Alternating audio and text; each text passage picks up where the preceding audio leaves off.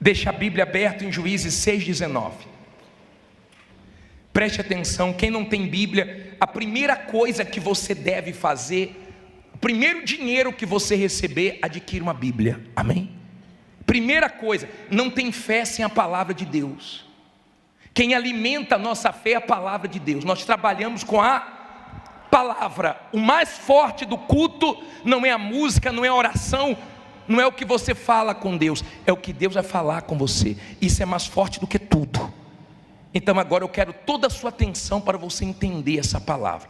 Semana passada nós falamos sobre a troca de espírito, que é fundamental para Deus poder derramar o espírito dele e fazer o que ele quer na sua vida.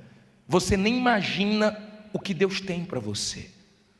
Mas hoje eu quero falar sobre o altar, o poder do altar, a grandeza do altar. Olha a grandeza desse templo, olha o tamanho disso aqui. Eu pergunto para você, qual é o lugar mais importante do templo? Não seria essas lâmpadas LED? Essas pedras que vieram de Israel? Não. O lugar mais importante, o lugar mais forte é o altar, porque o altar representa Deus. O que é que o altar representa? O altar representa Deus. Bispo, o senhor está falando sobre a história de Gideão. Nós semana passada nós meditamos na miséria, na derrota que Israel vivia, não era assim? Eles vinham de 40 anos de vitórias. Em 7 anos perderam tudo, porque quando Deus sai e o diabo entra, tudo que você demorou para conquistar, você perde rápido. Então eles estavam bem, mas eles cometeram um erro. Qual foi o erro que eles cometeram? Eles desagradaram Deus. Eles fizeram altar de Baal e tiraram o altar de Deus. Para você entender a gravidade disso, é como se eu pegasse a minha vida e me curvasse perante aqueles demônios que Deus bota de joelho. Você já viu demônios manifestar na igreja? Quem já viu? Você já viu espíritos malignos manifestarem aqui? Em nome de Jesus eles caem de quê? De joelho. Nós falamos em nome de Jesus, coloque as patas para trás, eles colocam. Em nome de Jesus, bate cabeça para a gente, eles batem. É como se eu pegasse e esquecesse do Deus que venceu eles e me curvasse para eles. Os inimigos que Deus deu a vitória a Gideão tinham os deuses deles, e Israel trouxe esses deuses para dentro de Israel, e eles se curvaram para Baal e deixaram o altar de Deus. Não tinha altar, diga, não tinha Deus. Diga, onde não tem o altar, não tem Deus. Você não vê um testemunho grande na Bíblia, você não vê um testemunho forte na igreja que não tem altar. Você não vê. Você vê pessoas alcançando coisas pequenas, respostas, mas você não vê algo grande, inaudito, forte, se não tiver o quê? Altar. Vamos ler o 6,19. Vamos ler. Diz assim, Juízes 6,19. E entrou Gideão e preparou o quê? Um cabrito e os pães ázimos de um efa de farinha. A carne pôs num cesto e o caldo pôs numa panela, e trouxe-lhe até debaixo do carvalho e lhe ofereceu. Olha para mim, por favor. Não olhe para a Bíblia agora não. Não tinha altar. Então Gideão, quando o anjo apareceu, ele estava revoltado, malhando trigo, e o anjo apareceu e mandou ele ir naquela força dele, e ele começou a se menosprezar, a se diminuir, e Deus teve que descer, Deus teve que ter paciência, Deus teve que dar sinais, Deus teve que conversar, até ele enxergar que o problema era com o povo e com ele, o espírito dele precisava ser mudado. Quando ele entendeu isso, então Deus pôde trabalhar com ele. Quando ele foi buscar uma oferta e preparou um cabrito. E os pães, ele veio oferecer e ele ia colocar no chão, debaixo do carvalho. Aí no 20 o anjo pediu para ele não fazer isso. Olha o que o anjo falou. Diz assim, versículo 20: porém o anjo de Deus lhe disse: toma a carne e os pães ázimos e põe-os sobre esta pedra, né? E derrama-lhe o caldo. E assim fez. Olha para mim, por favor. Não olhe para a Bíblia agora não. O anjo disse assim: Gideão, não põe no chão, não. Coloca naquela pedra ali, coloca na penha, coloca no altar. Não é no chão.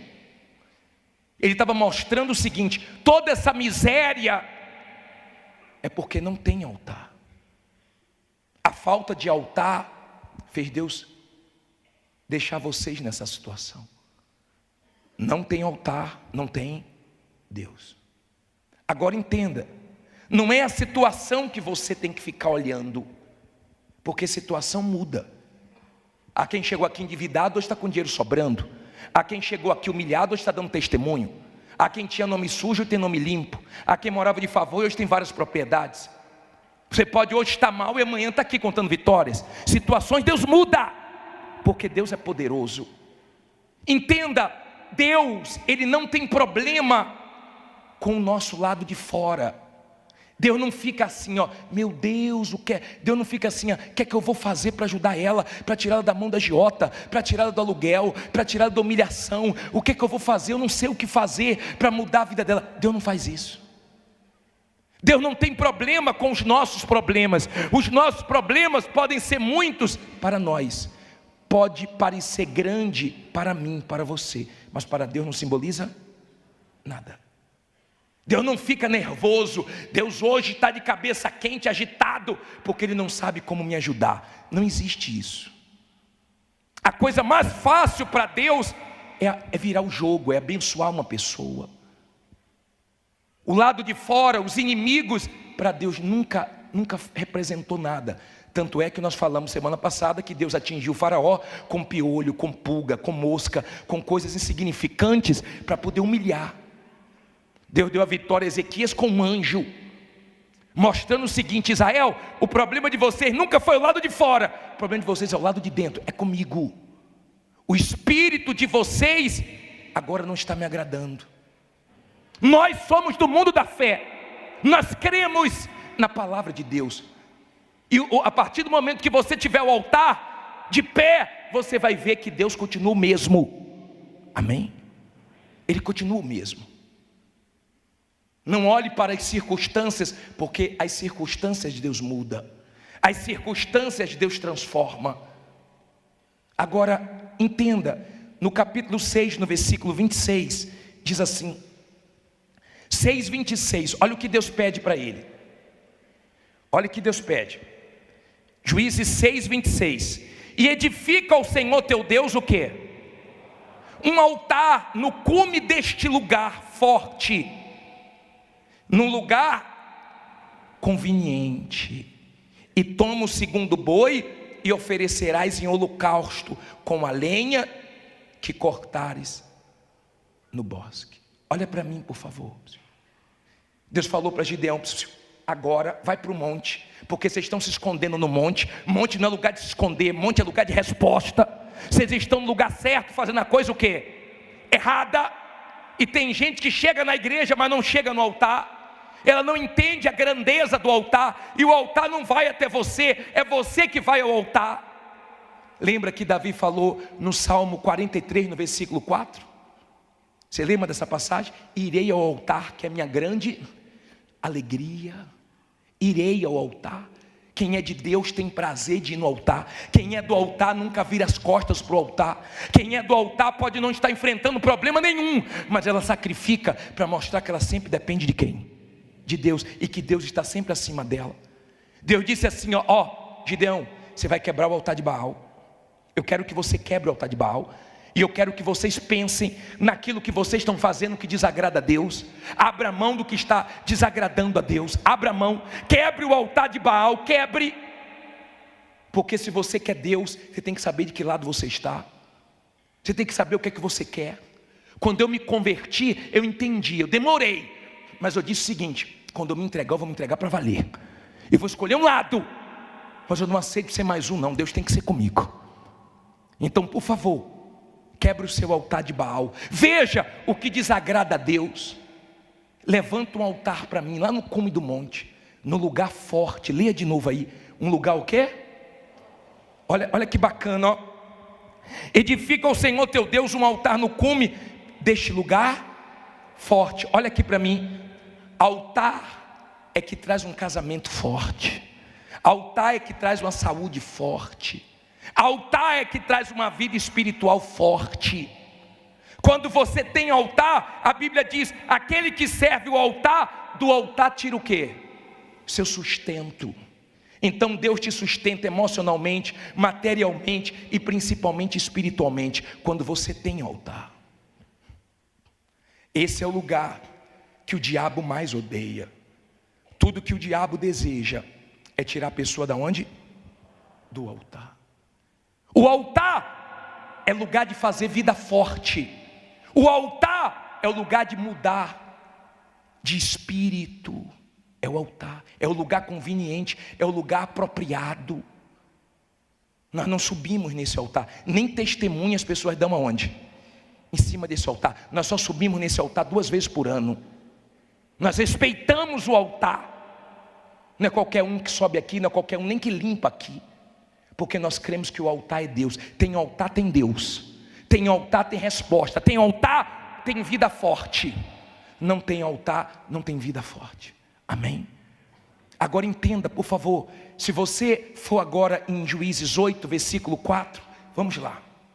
E como Gideão veio ao Jordão, passou com os 300 homens que com ele estavam, já cansados, mas ainda o quê? Perseguindo. Quando você tem espírito é assim, ó. Você está cansado. Tem gente que está cansado, mas está aqui na vigília. Ela está cansada. Hoje foi um dia de guerra, mas ela está aqui lutando, perseverando. Ela está cansada, está com sono, mas está resistindo, porque ela quer vencer. Amém? E Deus vê o nosso espírito, ou não?